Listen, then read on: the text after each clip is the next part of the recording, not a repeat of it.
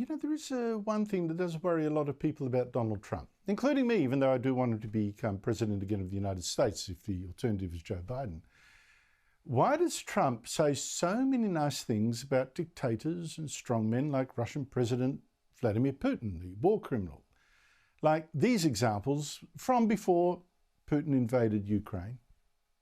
We just left Moscow. He could not have been nicer. He was so nice and so everything, but you have to give him credit. Russia is like, I mean, they're really hot stuff. I think I'd get along very well with Vladimir Putin. He's running his country, and at least he's a leader, you know, unlike what we have in this country. And he's going to go in and be a peacekeeper. Well, our former Prime Minister Malcolm Turnbull for the last couple of weeks here and in America has also been putting in the boot. When you see Trump with Putin, as I have on a few occasions, he's like the 12-year-old boy that goes to high school and meets the captain of the football team. My hero. It is really creepy. It's really creepy now. Joining me is Sean Spicer, the first White House spokesman of the then President Donald Trump.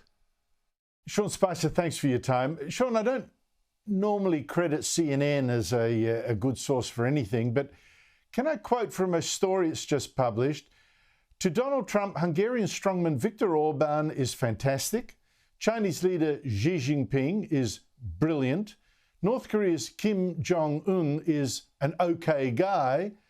But most alarmingly, allegedly said Adolf Hitler did some good things, multiple former senior advisors told CNN. The sources it quotes on the record are former Trump Chief of Staff John Kelly and National Security Advisor John Bolton. Are they right? Is Donald Trump admiring dictators and autocrats a little too much? Well, first of all, I've never personally heard him use any of those kind of words with respect to the people that you just mentioned.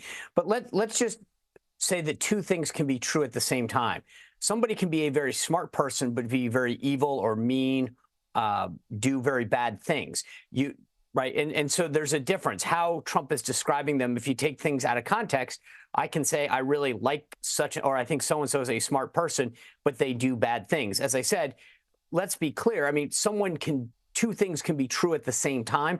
And the context in which these things said is important, which, of course, these quotes are lacking. Well, that's actually true. John Kelly was claiming that Donald Trump admired Hitler's economic policies. I'm not sure I would at all, but that's not to say he admired the Holocaust or the war or anything like that. So I think you're quite right in that respect. But to the broader point, particularly with Donald Trump's admiration of Vladimir Putin in the past, is he a little too inclined to admire strongmen? Well, look, whether he admires them or not, and again, it's all relative to the aspects, the qualities that he's telling about. Like, you can say somebody's tough and strong. That doesn't mean it's a good quality. It's just maybe a reality of the situation. But more importantly, look at this is what I think gets lost in this, Andrew. Look at the foreign policy under the 4 years of Donald Trump versus the 3 years of Joe Biden. Regardless of what he thought about Vladimir Putin, for the first time in how many administrations, Vladimir Putin didn't annex or go to war with any of his neighbors during the 4 years of Trump, right? So you can say what you will about what Trump thinks about him, but the reality is that for 4 years, we had a Russia that was contained. For 4 years, we had a much better relationship with North Korea in terms of them releasing hostages, not being as provocative as they are now. China was much more contained. In fact, I think President Xi was on his heels the entire time, not wondering what Donald Trump would do, trying to be concerned about the policies in the act. China was much more defensive than they are now, with Joe Biden admitting that calling out the Biden administration, admitting that they have full-on plans to take over Taiwan. If not, it's not a question of if, but when, growing more provocative in both military and economic fronts. So this is a distraction, frankly, I think, from the reality of what matters to America. Are we safe? Are we more prosperous? Are we trading more? Are our interests being protected? President Biden is sounding more anti-Israeli by the day. He started off as a firm supporter of Israel, as you know. This week has attacked Israel's Prime Minister for going too far, allegedly, in the war with the Hamas terrorist group. Here he is. He must pay more attention to the innocent lives being lost as a consequence of the actions taken. Now, why the change in tone, Sean? And add to that, why doesn't Donald Trump now exploit this change by showing firm support for Israel and really wedging Joe Biden? Yeah, to answer the latter first, I wish he would. This is definitely an issue where I think Republican strength, and this goes back to what I said a moment ago, could really point out the contrast that exists. So that's number one. Number two, let's be clear to what the president said. The only people who took innocent lives to begin this conflict was Hamas. Like, they attacked Israel unprovoked, killed innocent civilians, took women and children as hostages and still maintain them. Frankly, still maintain U.S. citizens as hostages. Where's the president? I didn't hear one iota. I haven't heard anything, and frankly, probably well over a month, about the concern for U.S. citizens. He's more concerned about the retaliatory strike that U.S. is having, that Israel's having on the people that attack them unprovoked. Look, you asked what's causing this. The bottom line is this: electoral politics are what the issue is. Joe Biden flip-flopped again. He used to be a very big supporter of Israel until he realized that places like Michigan were getting put into play because he has, his support for Israel was undermining his electoral strategy in a key state, and also with a key demographic, not just Arab and Muslim Americans, but younger Americans. So the reality is that this is Joe Biden playing politics.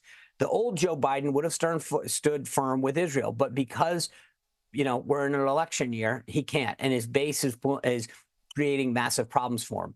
Well, to the Academy Awards last night, I'm sure you were riveted to the screen, Sean, given your own starring role once at the Emmys, but Donald Trump posted a review online that host Jimmy Kimmel read out to the audience, which confirmed, I would suspect, for every single viewer that Hollywood is left-wing. Here is that exchange. I just got a review, and has there ever been a worse host than Jimmy Kimmel at the Oscars? His opening was that of a less-than-average person trying too hard to be something which he is not and never can be.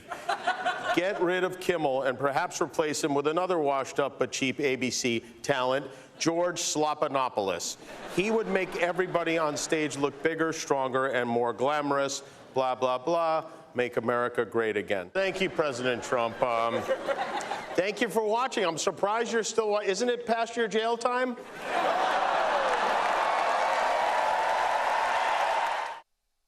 Sean Spicer, your reaction to that? I wish he wouldn't give them the bait. Look, first of all, I didn't watch the Oscars. The last thing I want to do is add my one vote by watching it to somehow affirming the need to care what Hollywood thinks about themselves. So I don't tune into shows like that. Even if it just makes me feel better not to watch it. But secondly, I think the president, gives them something to go off. I wish he wouldn't do it. I get that's who he is. He can't help himself sometimes. But look, it's no surprise that he's a big movie buff, and I'm sure he wanted to see who won. But, look, Hollywood is owned by the left, as you pointed out.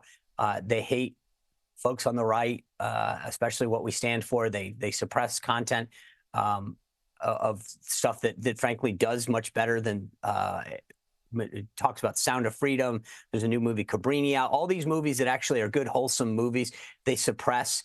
They don't really care about. I'm glad he called them out to some degree, but I wish he wouldn't give them the fodder to do that. It cuts across the more presidential tone he's been trying to adopt lately. Yeah, when it comes to that, I think that's long gone. I think Donald Trump's got his own style. It's unique to who he is. I think that's why a lot of people love him, because he will do it. But, every once in a while, I feel like you're just giving them what they want. And so for that reason, again, it is who he is. It's how he became the success that he did in politics, because he speaks his mind. But, every once in a while, I just go, don't let them get the better of you. Sean Spicer, no doubt you thought that once, more than once, when you were his spokesman, making your life just that little bit harder at the time. Thank you so much for your time here. You bet, Andrew.